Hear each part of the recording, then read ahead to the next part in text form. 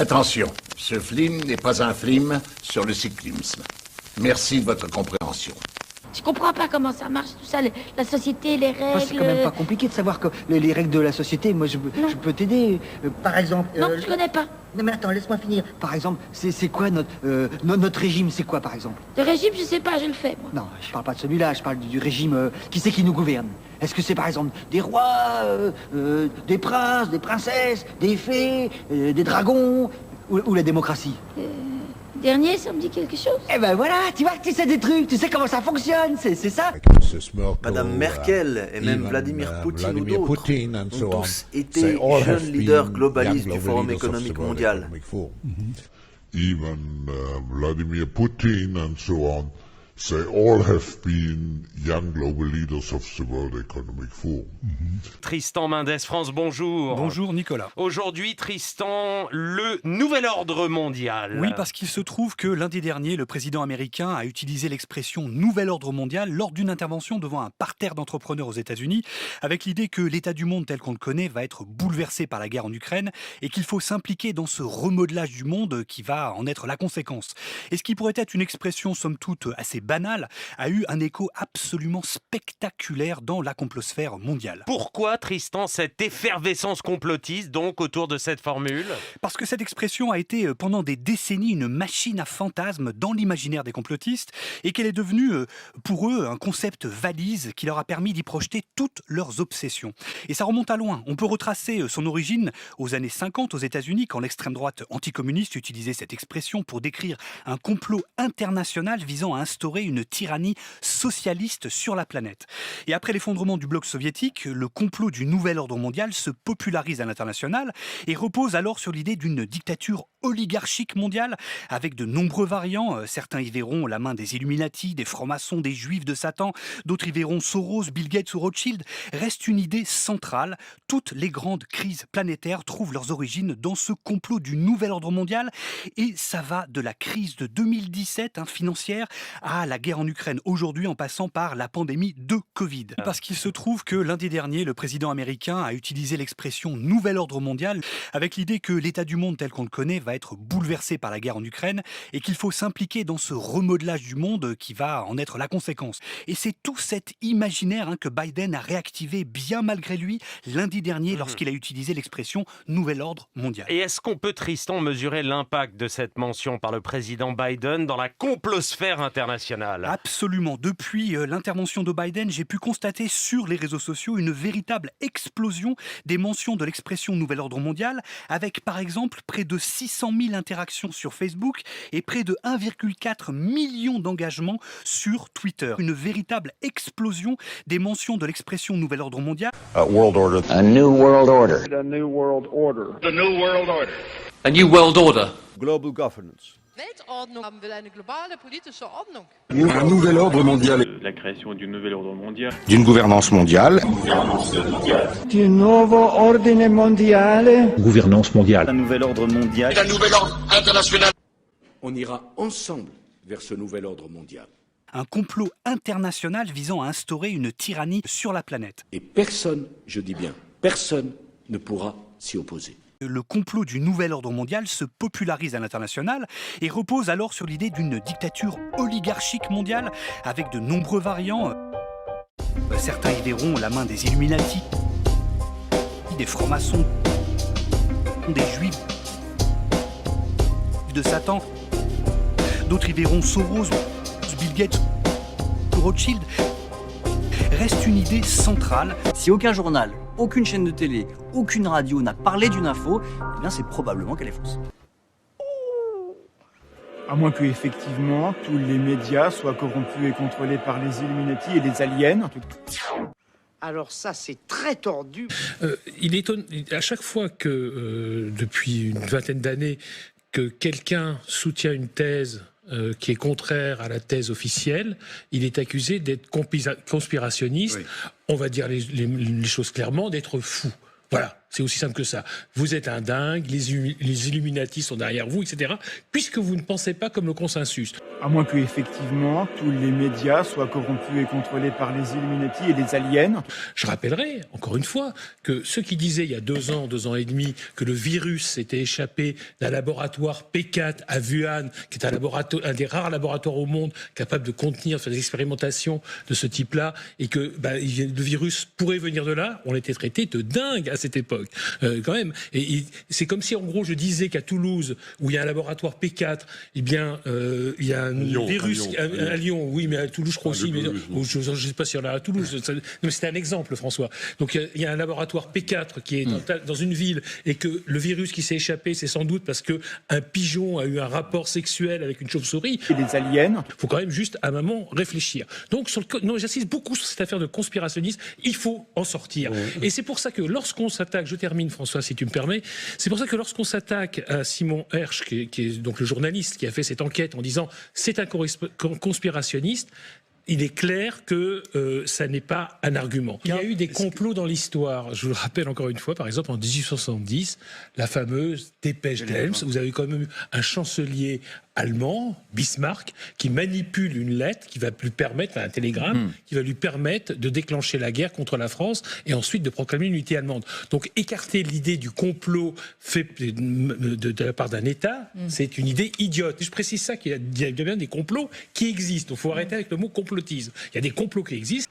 À moins que, effectivement, tous les médias soient corrompus et contrôlés par...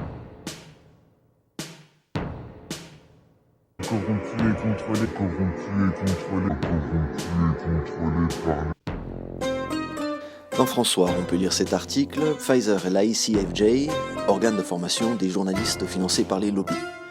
Pfizer verse des fonds à l'ICFJ, International Center for Journalists, Centre international pour les journalistes en bon français, organisation américaine également financée par les fondations Open Society du banquier milliardaire George Soros. L'ICFJ détient un partenariat avec Meta, la société mère de Facebook, dans le cadre de son initiative Journalism Project. Un peu plus loin dans l'article, on peut lire « Parmi les journalistes en milieu de carrière qui couvrent les affaires internationales en Allemagne aujourd'hui, au moins la moitié sont des anciens étudiants de la bourse Burns, donc financée par l'ICFJ. » Excellent. Plus de 40 anciens élèves de cette bourse travaillent désormais comme correspondants étrangers dans 20 pays pour les médias bien connus, tels que le Washington Post, Reuters, CNN, Hard, Deutsche Welle et le Süddeutsche Zeitung. On lit encore un peu plus loin, des liens d'intérêt multiples. Outre l'ICFJ, Pfizer détient des liens d'intérêt avec d'autres organes de presse comme l'agence Reuters, dont le président du conseil d'administration, Jim Smith, siège dans le conseil d'administration de Pfizer. Jim Smith siège également dans plusieurs conseils d'administration du Forum économique mondial fondé par Klaus Schwab, comme le Partnering Against Corruption Initiative et son International Business Council. Donc le partenariat d'initiative contre la corruption. Le groupe a accepté de payer 60 millions de dollars pour des faits de corruption de hauts responsables de pots de vin pour développer ses affaires dans plusieurs pays, en Asie et en Europe. À moins que, effectivement, tous les médias soient corrompus et contrôlés. Il faut quand même juste, à un moment, réfléchir. Selon le Forum économique mondial, ses partenaires comprennent Pfizer, AstraZeneca, Johnson & Johnson, Moderna, Facebook, Google, LinkedIn, Amazon, L'Oréal, Gucci, H&M, Zoom, Total, des fonds financiers qataris, des grands groupes chinois, la fondation Bill et Melinda Gates, BlackRock, de nombreuses banques et des médias comme Time, Bloomberg, NBC Universal et le New York Times. Reuters fait également partie de la Trusted News Initiative, TNI, créée à partir d'un partenariat entre grands organismes de presse et géants du numérique. Son objectif revendiqué est de protéger le public de la désinformation, particulièrement lors des moments de crise comme les élections. La TNI a annoncé dans un communiqué de presse élargir son champ d'action pour lutter contre la désinformation autour des vaccins et des théories du complot. Je suis journaliste pour le service public en France. Je voulais vous poser une question. Je travaille sur la désinformation et les fake news. Vous vous foutez de ma gueule ? Vous êtes la cible de fake news très régulièrement, notamment votre livre, Le Great Reset. Comment vous réagissez par rapport à toutes ces théories du complot? Une idée. Il me faut une idée. No, of course, I'm very sad. Ça me rend très triste. Pratiquement tout ce qui est dit sur moi est faux. C'est un problème global. Fake news. L'autre arrive. C'est vrai que vous êtes un vilain? Non, merci. Mec, c'est quoi l'histoire? Tu fais un reportage pour la presse régionale en 4e? On est où en fait? Enfin, c'est pas sérieux. Et c'est lamentable. Ça peut pas être le service public qui fait ça quand même. C'est terrible. C'est vraiment terrible. Julien Pain interview Klaus Schwab. Donc, on a des accusations qui sont portées contre Klaus Schwab, c'est-à-dire de désorganiser la société, des accusations graves, et qui sont peut-être complètement infondées. Julien Pain va poser la question à Klaus Schwab, voilà, armé apparemment de toute sa naïveté, avec Klaus Schwab qui, on l'imagine, va dire « Oh, monsieur Pain, vous m'avez bien eu, effectivement, j'avoue, je veux tuer la moitié de la planète et créer un nouvel ordre mondial. Vous êtes un sacré intervieweur. » Voilà, Julien Pain, la méthode là, c'est d'aller interviewer celui sur qui pèsent des soupçons d'une organisation qui pourrait mettre à genoux le monde entier. Et Julien Pain va poser la question au monsieur. C'est-à-dire que tu regardes Star Wars, vous savez que c'est un exemple que j'aime bien. Tu ne connais pas le pouvoir du côté obscur. Je dois obéir à mon maître. Tu regardes Star Wars, je veux dire, bon, c'est pas non plus le banquet de Platon, tu vois. Tu regardes Star Wars et on t'explique que Palpatine, il joue un double jeu, tu vois. Il est un peu méchant, mais tu le sais pas parce qu'il a une capuche, et après il est gentil. Et il joue au sénateur qui veut rétablir la République. Enfin, défendre la République. La République n'est plus ce qu'elle fut autrefois. Le bien commun n'intéresse plus personne. J'admire la démocratie. J'ai la passion de la République. Ce sont les droits de l'homme, c'est laïcité, etc. Les pouvoirs que vous me confiez, je les rendrai dès que cette crise aura été résolue.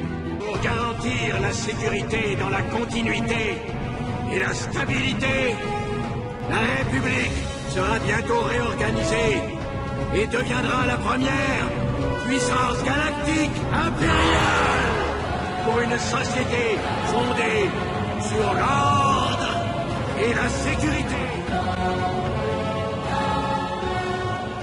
Une fois de plus, les Sith imposeront leurs lois à la galaxie. Et nous connaîtrons alors la paix. Ce sont les droits de l'homme, c'est laïcité, etc. C'est-à-dire que Star Wars, pour Julien Pain, c'est d'une complexité hors du commun, apparemment. Donc rendez-vous compte. Etc. J'ai rencontré pratiquement tous les leaders au cours des 40 dernières années. Et seuls 3 ou 4 d'entre eux m'ont vraiment impressionné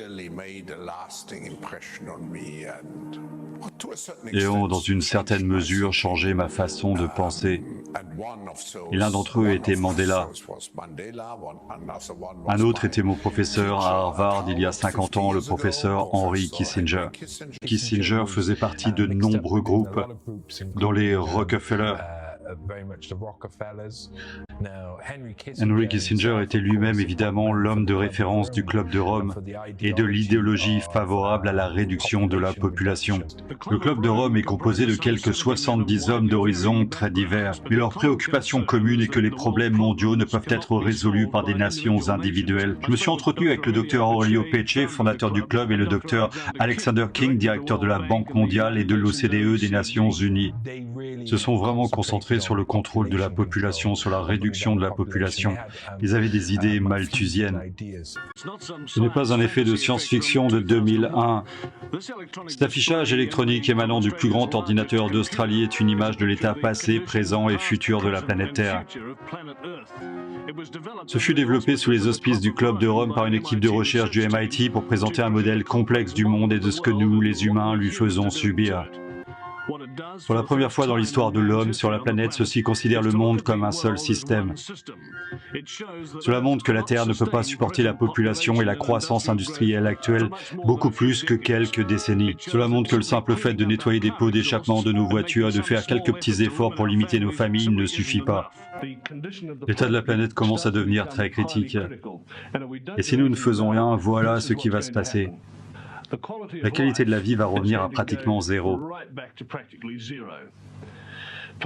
La pollution va devenir si grave ici même qu'elle va commencer à tuer des gens. La population va donc diminuer jusqu'à être inférieure à ce qu'elle était en 1900. Et à ce stade, vers 2040-2050, la vie civilisée telle que nous la connaissons sur cette planète cessera d'exister. Cette idée malthusienne correspondra donc à l'introduction du Forum économique mondial.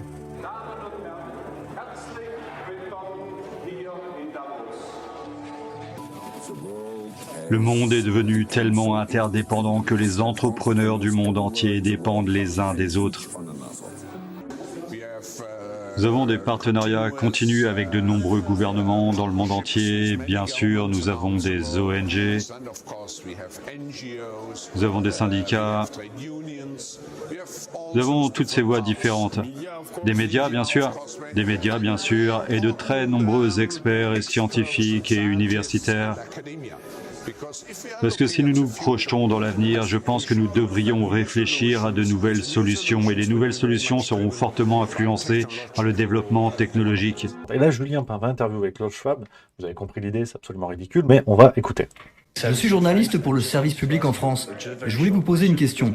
Je travaille sur la désinformation et les fake news. Vous êtes la cible de fake news très régulièrement, notamment votre livre, Le Great Reset. Voilà. Vous êtes la cible de fake news. Donc au moins, la question est claire. C'est-à-dire qu'il ne part même pas du principe que ce qu'ont dit les gens pourrait être vrai. Vous êtes la cible de fake news. Donc au moins, vous avez compris l'indépendance de la question. C'est-à-dire, il pourrait simplement demander, est-ce que ceci est une fake news? Non, vous êtes la cible de fake news. À ce prix-là, ça va me faire l'interview. Comment vous réagissez par rapport à toutes ces théories du complot?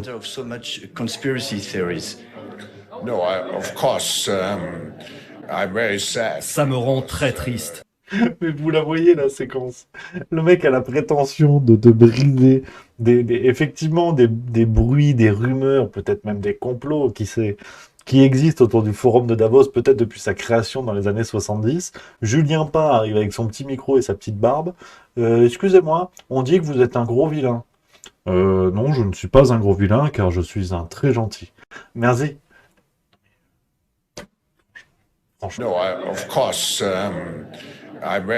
Ça me rend très triste. Je suis journaliste pour le service public en France. Je voulais vous poser une question. Je travaille sur la désinformation et les fake news.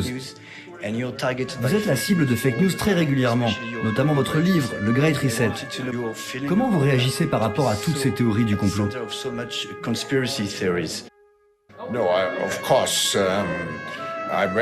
Ça me rend très triste. Pratiquement tout ce qui est dit sur moi est faux. C'est un problème global. Soyez mon ami.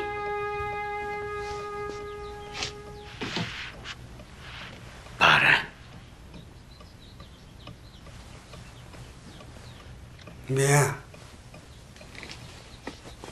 Pourquoi M. Pain ne va pas poser la question à des gens qui ont travaillé sur le sujet, qui ont travaillé sur le mondialisme, sur la question du mondialisme, que ce soit économiquement ou géopolitiquement, des gens qui ont réellement lu ce bouquin de Klaus Schwab?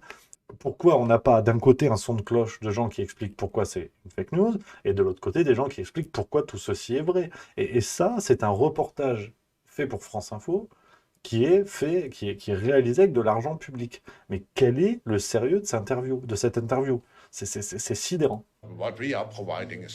Ce que l'on fournit, c'est une plateforme où tout le monde peut exprimer son opinion.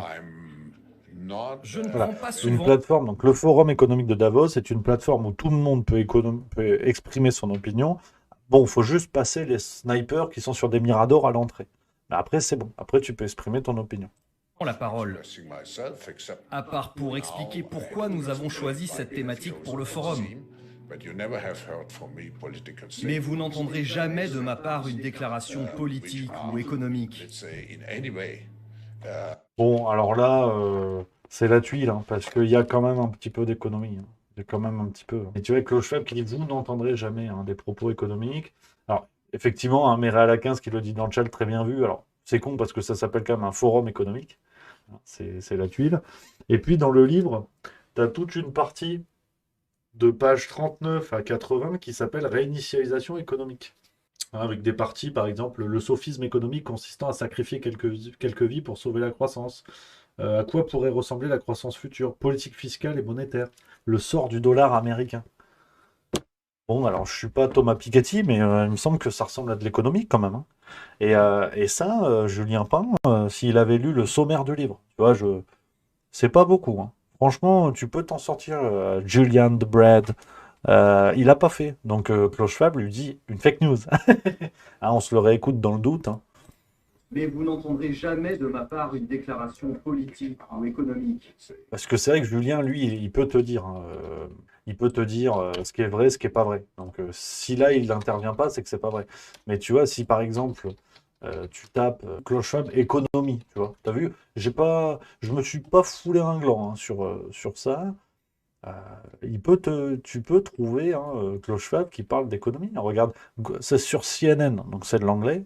Global economy is out of balance, says World Economic Forum Fund.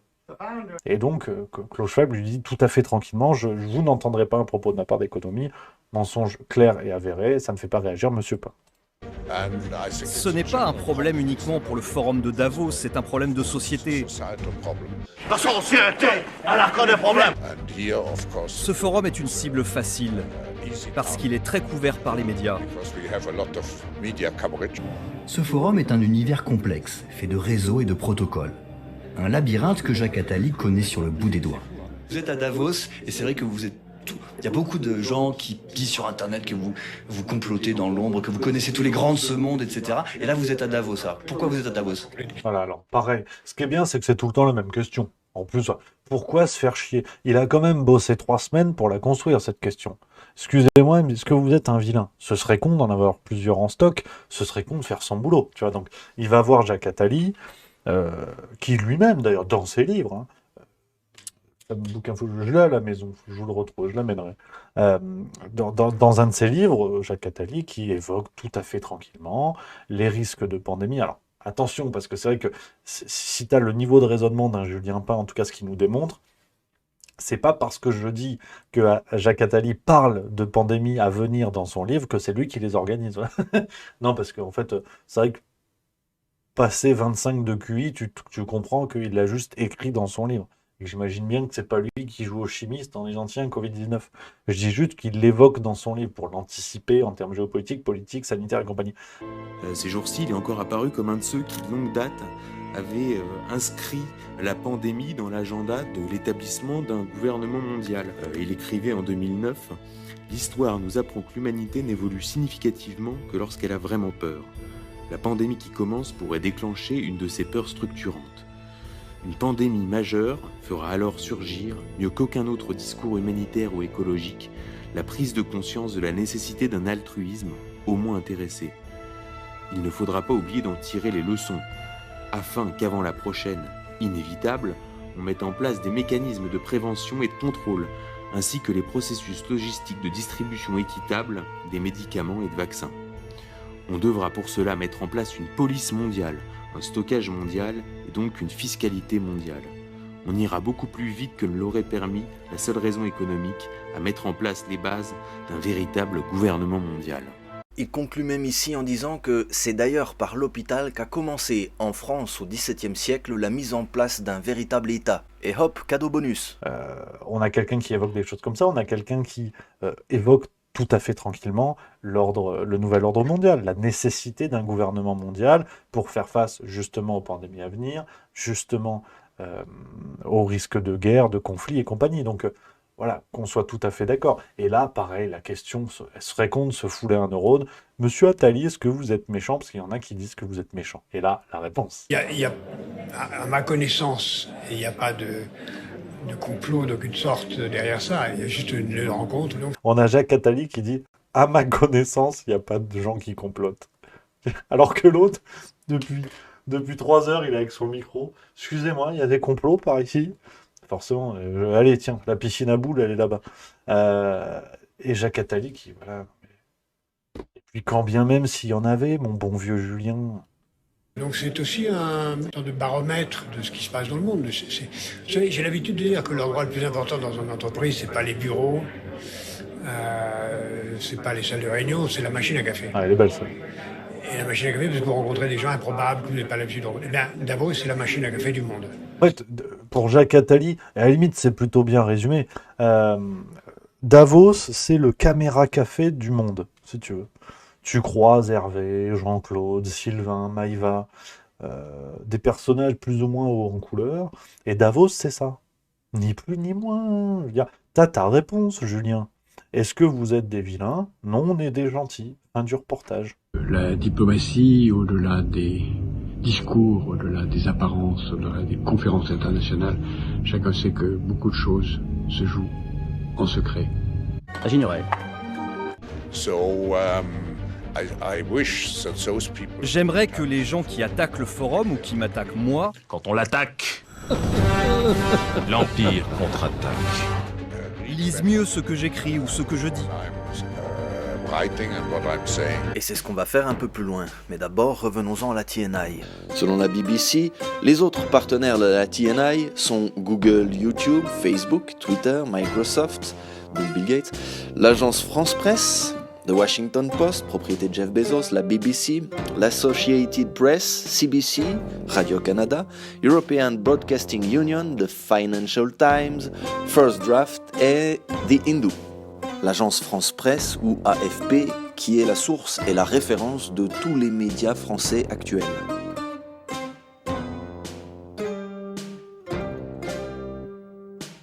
À moins que, effectivement, tous les médias... Nous avons des médias, bien sûr. Des médias, bien sûr. Alors, Julien Pain a démarré sa carrière de fact-checker à Reporters sans frontières, dont une partie seulement des financements provient de fonds publics, alors que le reste de ces fonds provient de nombreux soutiens privés, en particulier de fonds privés américains tels que l'Open Society. Sur Wikipédia, on peut lire l'Open Society Foundations, OSF, est un réseau de fondations créé en 1979 par le milliardaire et philanthrope américain George Soros. Les objectifs de ce réseau sont de promouvoir la gouvernance démocratique, les droits de l'homme et des réformes économiques, sociales et légales. Soyez mon ami. Parrain. On trouve aussi, parmi les donateurs de Reporters sans frontières, la Ford Foundation, du fameux constructeur automobile en son temps très généreux avec les nazis du Troisième Reich, ou encore la Craig Newmark Philanthropy, le George Soros du journalisme. Sans compter sur la National Endowment for Democracy. Vous savez, cette version humanitaire de la CIA. Article sur la Fondation nationale pour la démocratie du monde diplomatique de juillet 2007. Quand une respectable fondation prend le relais de la CIA. Iran, Chili, Nicaragua. Depuis les années 50, les guerres entre guillemets sales, menées par la Central Intelligence Agency, CIA, défraient régulièrement la chronique et lorsqu'elles sont révélées, font même parfois scandale aux États-Unis. En créant la Fondation nationale pour la démocratie, le président Ronald Reagan a doté Washington d'un outil moins voyant et surtout moins controversé que la CIA, mais dont l'objectif reste le même, déstabiliser par le financement de leurs oppositions les gouvernements non amis. Il faut quand même juste, à un moment, réfléchir. Écarter l'idée du complot fait de la part d'un État, c'est une idée idiote. Voilà, c'est la dernière émission que je présentais. Vous m'avez fait voir le monde autrement. Voilà, donc je m'en vais, mais les observateurs, ça continue, car cette émission n'a qu'un objectif, toujours, faire entendre notre voix. Vrai ou fake, se revendique signataire de la charte de l'International Fact-Checking Network, IFCN, un réseau international de médias spécialisé dans la vérification des faits, rattaché à l'Institut Poynter, encore une autre ONG dite philanthropique. L'IFCN, c'est un peu la maison mère de tous les fact-checkers à travers le monde dit occidental. Quasiment toutes les rédactions fact-checking des journaux français s'en revendiquent, Check News, les décodeurs, etc. Et ce réseau de journalistes dits indépendants, rattaché à l'Institut Poynter, est financé par l'Open Society, la Gates Foundation, mais aussi Google, dont le PDG bossait auparavant pour McKinsey, Facebook et bien entendu le département d'État américain. En plus de leur générosité, ces milliardaires sont très investis dans la promotion du fact-checking via la Poynter Institute, au point même que certains vont figurer au conseil d'administration, comme Greg Newmark, qui d'ailleurs parraine aussi Reporters sans frontières. Un rapport du magazine américain Columbia Journalism Review, CJR, révèle que Bill Gates a fait don de plus de 250 millions de dollars à la BBC, NPR, NBC, Al Jazeera, ProPublica, National Journal, The Guardian, The New York Times, Univision, Medium Magazine, Financial Times, The Atlantic, The Texas Tribune, Gannett, Washington Monthly, Le Monde, Center for Investigative Reporting, Pulitzer Center, National Press Foundation, International Center for Journalists et un certain nombre d'autres groupes. Certains de ces groupes indiquent qu'ils ont donné une partie des dons de Bill Gates à d'autres organisations journalistiques. Il est donc difficile de retracer l'influence de Bill Gates jusque dans les moindres détails. À moins que, effectivement... Ces pots de vin à la presse ont porté leurs fruits. Pendant la pandémie, les agences de presse achetées et sans cervelle ont traité Bill Gates comme un professionnel de la santé, même s'il n'a aucune formation médicale et n'est pas un fonctionnaire. Gates finance également une armée de vérificateurs de faits indépendants dont le Poynter Institute et Gannett. Ces derniers utilisent leur plateforme de vérification des faits pour faire taire les critiques et dénoncer les prétendues théories de conspiration et la prétendue désinformation, comme le fait que Bill Gates aurait préconisé et investi dans les puces biométriques, les systèmes d'identification des vaccins, la surveillance par satellite et les vaccins Covid. Et donc l'agence France Presse, l'AFP, qui centralise l'information en France, nous dit « Bill Gates n'a pas appelé à dépeupler le monde par la vaccination forcée. Ses propos ont été détournés. Bill Gates n'a pas dit qu'il voulait dépeupler la planète avec les vaccins, mais défendait la vaccination pour réduire la croissance démographique. » Il faut quand même juste à un moment réfléchir. Ça veut dire quoi, réduire la croissance démographique? Alors ça, c'est très tordu. À moins que... La Fondation Gates. Avec son budget de plus de 4 milliards de dollars, cette fondation est au centre de nombreuses théories complotistes. Le milliardaire Bill Gates aurait un plan pour réduire la population mondiale à coups de vaccins mortels. Il tenterait de nous implanter des puces pour mieux nous tracer. Je voudrais en parler au PDG de la fondation, Mark Sussman. Non mais sérieusement, mais franchement, mais n'a-t-on rarement pas vu quelque chose d'aussi abruti en termes de travail journalistique, quoi. Mais rendez-vous compte, mais Monsieur Pain nous dit, il y a peut-être quelqu'un dans ce monde qui veut tuer la population, qui est tellement riche, tellement puissant, qu'on imagine qu'il pourrait tuer la population et tout ça. Mais Monsieur Pain, vous allez poser la question en pensant quoi?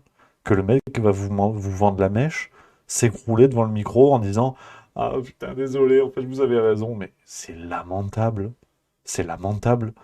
Julien Pain, c'est l'enquêteur qui doit résoudre une enquête sur un serial killer, d'accord, qui a tué 20 personnes. Il y a le coupable, on est quasiment sûr, on a les traces ADN et tout ça, on a quasiment tout. Julien Pain, c'est l'enquêteur qui a... Écoutez-moi bien.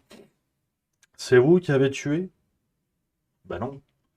Très bien, enquête terminée. Jackson, c'est pas lui. Enfin, je veux dire, mais je veux dire, c'est sérieux, quoi. Tu regardes Gulli 5 minutes, tu regardes les dessins animés, tu regardes Scooby-Doo, quoi de neuf Scooby-Doo, nous on te suit partout, on va résoudre ce mystère.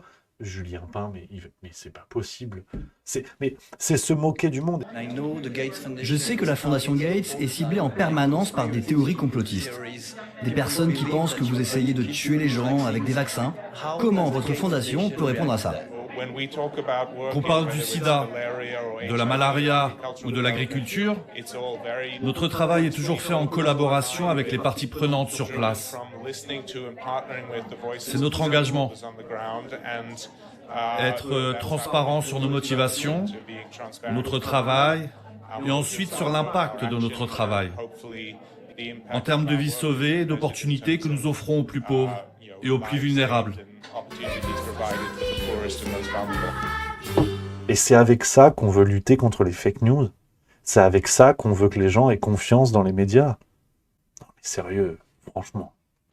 Franchement, je rejoins sa démarche. Lutter contre les fake news, éviter que les gens pensent n'importe quoi, se trompent, n'aient pas le goût d'apprendre, le goût du doute, le goût de la recherche. Ok. Toy Story à côté de ce reportage, je veux dire, c'est la Pléiade. C'est Arte à côté. Allez, va me chercher une bouteille d'eau pétillante au resto, tiens. Allez, file. Feignasse, là. Et ce que j'ai trouvé intéressant dans ton sujet, c'est qu'il y a un argument d'une soignante qui dit « En fait, la vaccination, ça me protège moi, mais finalement, ça n'empêche pas de transmettre le virus. » Sauf que ça, en fait, c'est faux d'un point de vue médical. Oui, c'est faux. Comme dit Bill Gates, l'objectif clé du vaccin est d'arrêter la transmission pour augmenter le niveau d'immunité pour qu'il n'y ait presque pas d'infection, quelle qu'elle soit. Professeur Didier Raoult, même Bill Gates a fini par admettre que le vaccin était un échec. Matt Hancock, le fameux Olivier Véran anglais, donc retenez ça, une injection égale une infection, a plaisanté au sujet de la théorie du complot de Bill Gates en disant à ses assistants que le milliardaire lui en doit une en considération du nombre de personnes dans lesquelles il va faire injecter ses puces, révèle la fuite de messages sur le confinement.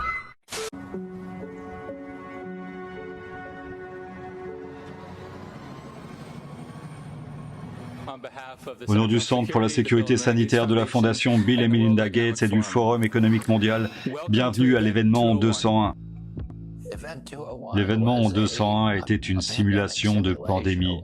C'était ce qu'on appelle une simulation sur table. Je suis Robert Kennedy Jr. et je suis le président de Children's Health Defense.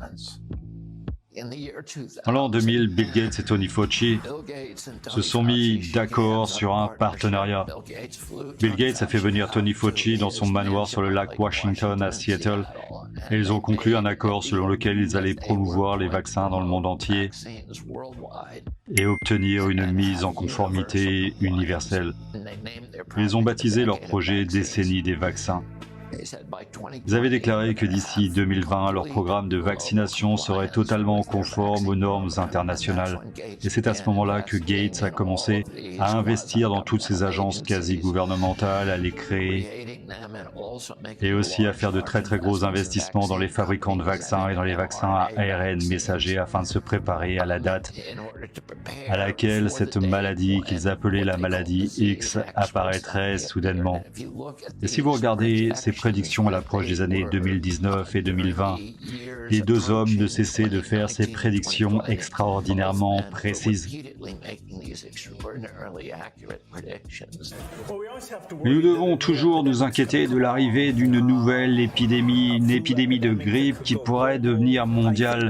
Je pense qu'une épidémie, qu'elle soit d'origine naturelle ou intentionnelle, est la chose la plus susceptible de provoquer, disons, 10 millions de décès supplémentaires. Il s'agit d'une nouvelle méthode de fabrication des vaccins qui pourrait nous permettre de développer en moins d'1 an un nouveau vaccin appelé vaccin ADN-ARN. Et donc nous allons financer quelques projets.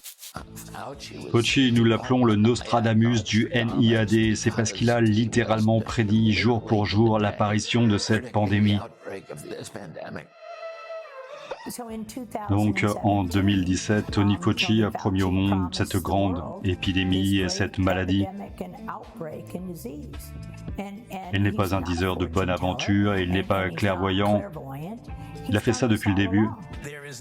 Il ne fait aucun doute que la prochaine administration devra relever un défi dans le domaine des maladies infectieuses, qu'il s'agisse de maladies infectieuses chroniques au sens de maladies déjà existantes, et nous portons certainement un lourd fardeau de ce côté-là. Mais il y aura aussi une épidémie surprise. Et puis l'autre chose que je souhaiterais pouvoir rencontrer, c'est la possibilité de répondre rapidement à quelque chose de tout nouveau, comme par exemple une toute nouvelle pandémie. 58 jours plus tard, exactement. L'inquiétude grandit au sujet du coronavirus mortel qui frappe officiellement les États-Unis. Voilà ce que nous savons. Des frites gratuites quand on est vacciné. Je suis vacciné. Il y a aussi quelque chose qui ressemble à un burger dans tout ça. Je veux que vous regardiez ceci et que vous y réfléchissiez. Encore une fois, certaines personnes aiment les hamburgers et d'autres pas. Nous respectons tous les modes de vie. Mais si cela vous plaît, pensez à ça quand vous pensez vaccination.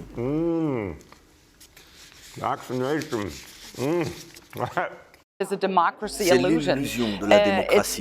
C'est le moyen de tromper les gens. C'est un problème global. C'est un problème de société. La société, elle a que des problèmes. J'aimerais que les gens qui attaquent le forum ou qui m'attaquent moi lisent mieux ce que j'écris ou ce que je dis. Ah bon, tu crois?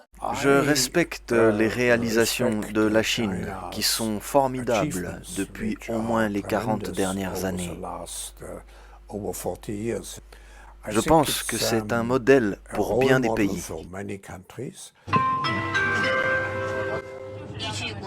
En accord avec les départements d'État en charge du crédit social, les passagers sont soumis au système de notation des citoyens. Les personnes les moins bien notées seront limitées dans leurs déplacements. Nous vous rappelons qu'il faut respecter la loi ou le règlement pour que cela n'affecte pas votre score de crédit social. Récemment, l'Empire du Milieu a décidé de mettre la société au pas en instaurant un système de notation qui récompense ou pénalise les citoyens en fonction de leur comportement. Un système baptisé crédit social, expliqué dans une vidéo pédagogique. Respirez librement, sentez-vous libre à Hongsheng.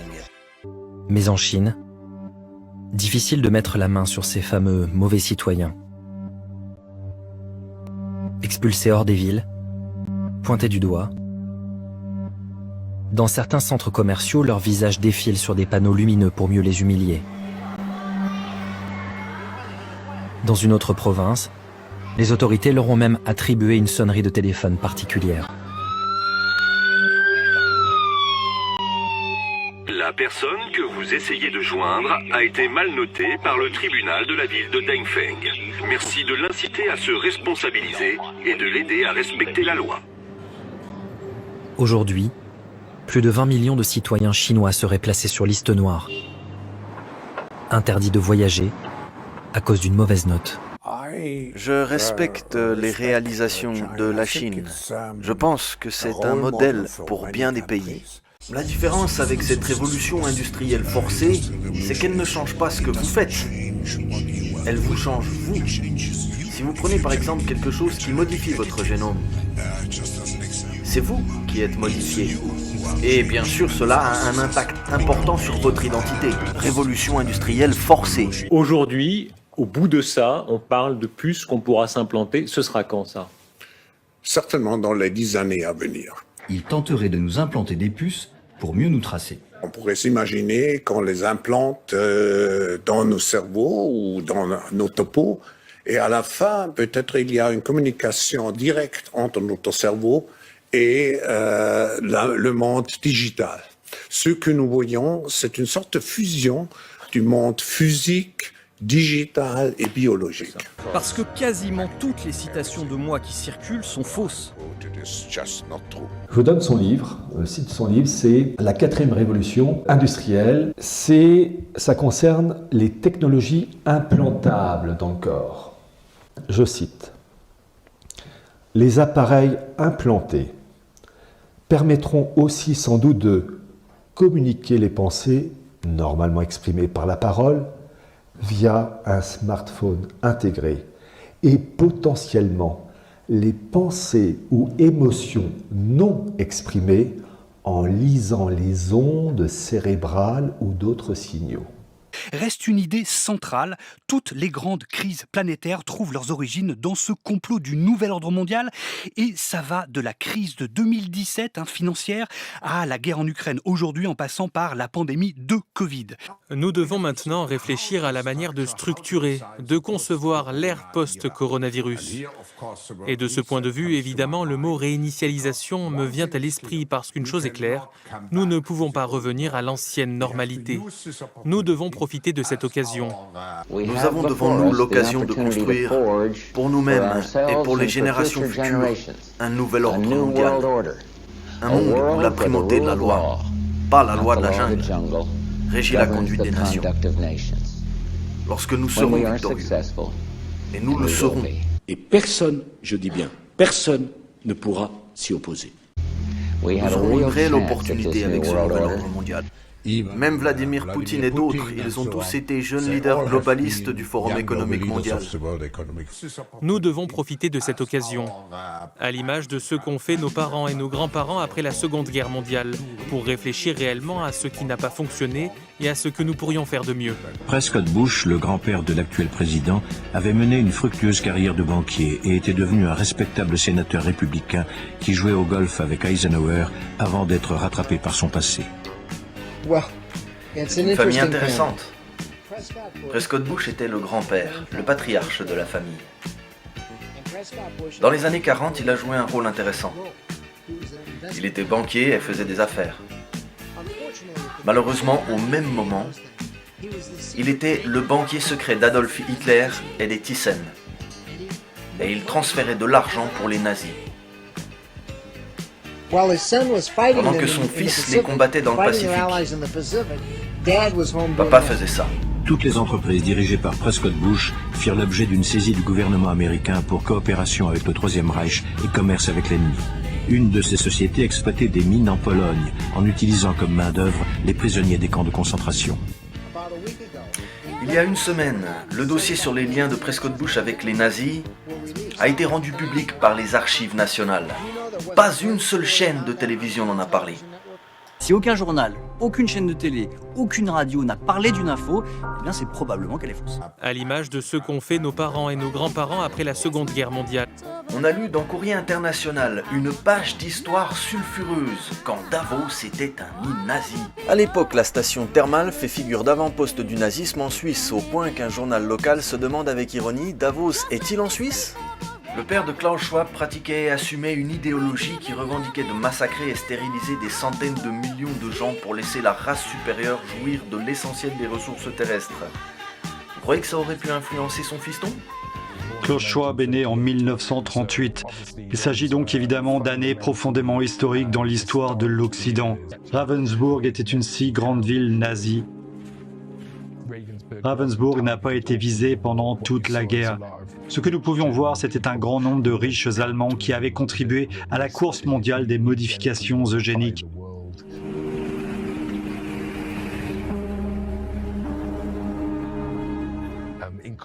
Incluant 691 patients euthanasiés à Ravensbourg pendant la guerre. Parenthèse sur l'euthanasie avec une citation de Jacques Attali interviewé en 1981 par Michel Salomon dans son livre « L'avenir de la vie ». Dès qu'il dépasse 60-65 ans, l'homme vit plus longtemps qu'il ne produit et il coûte cher à la société. Je crois que dans la logique même de la société industrielle, l'objectif ne va plus être d'allonger l'espérance de vie, mais de faire en sorte qu'à l'intérieur même d'une vie déterminée, l'homme vive le mieux possible, mais de telle sorte que les dépenses de santé soient les plus réduites possibles en termes de coûts pour la collectivité. Il est bien préférable que la machine humaine s'arrête brutalement plutôt qu'elle se détériore progressivement. L'euthanasie sera un instrument essentiel de nos sociétés futures. Pirouette cacahuète du fact-checking sauce France Info, Désintox, non, Jacques Attali n'a pas publié un plaidoyer en faveur de l'euthanasie des plus faibles. L'économiste n'y plaide pas pour une euthanasie généralisée, mais se prononce contre un allongement infini de la vie. 691 qui avaient été euthanasiés. Cela fait beaucoup de personnes euthanasiées à Ravensbourg. Car oui, concrètement, Eugène Schwab aura été un grand industriel au service inconditionnel de la machine de guerre nazie jusqu'en 1945. Fabricant de lance-flammes, entre autres, il emploie aussi de la main-d'œuvre concentrationnaire, c'est-à-dire des esclaves déshumanisés. Ça rappelle Prescott Bush. Son père dirigeait une entreprise de matériel nazi. Eugène Schwab était le directeur général de la succursale de Ravensbourg. Escher Wyss fabriquait des pièces de bateaux et de sous-marins, des lance-flammes pour les Allemands à l'époque, des bombes et autres, et des pièces pour les avions de chasse. Chaque partie de la mécanique de guerre comportait un petit supplément de vis. Et ce qui est sublime, c'est le triple axel de l'AFP factuel, toujours dans les bons coups, pour minimiser et enfumer ce fait historique. Non, le père de Klaus Schwab n'était pas un général allemand et tourne magnifiquement cette officine en fact-checkant une photo qui n'a absolument rien à voir et que des twittos sont associés par erreur, mais qui permet de jeter en passant le doute sur le passé industriel nazi réel de Papa Schwab. L'article poursuit, Papa Schwab a été dénazifié en 1945, nous voilà rassurés. C'est devenu ça leur fact-checking, on dément un truc qui n'a rien à voir pour distraire du cœur de l'info, qui elle est vraie. Papa Schwab était un industriel bénéficiaire et serviteur de la machine de guerre nazie qui a employé de la main-d'œuvre concentrationnaire. Cerise sur le gâteau, Eschervis, l'entreprise de Papa Schwab, fut un fournisseur décisif dans l'effort de guerre nucléaire nazi en particulier. Son père travaillait pour les nazis, il créait de l'eau lourde. Et l'eau lourde était utilisée pour l'enrichissement de l'uranium. C'était donc un moyen naturel d'enrichir l'uranium. Ça, évidemment, l'AFP factuel ne vous en parle pas. Faudrait pas vous embrouiller non plus. Si aucun journal, aucune chaîne de télé, aucune radio n'a parlé d'une info... We need reset, reset, reset. We need reset, reset. Great, great reset, reset. Non, je connais pas. Qui c'est qui nous gouverne? Est-ce que c'est par exemple des rois, des princes, des princesses, des fées, des dragons? Eh ben voilà, tu vois que tu sais des trucs, tu sais comment ça fonctionne, c'est ça.